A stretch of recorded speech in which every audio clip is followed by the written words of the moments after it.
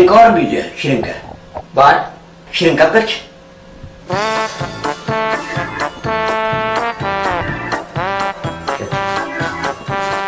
Neyse.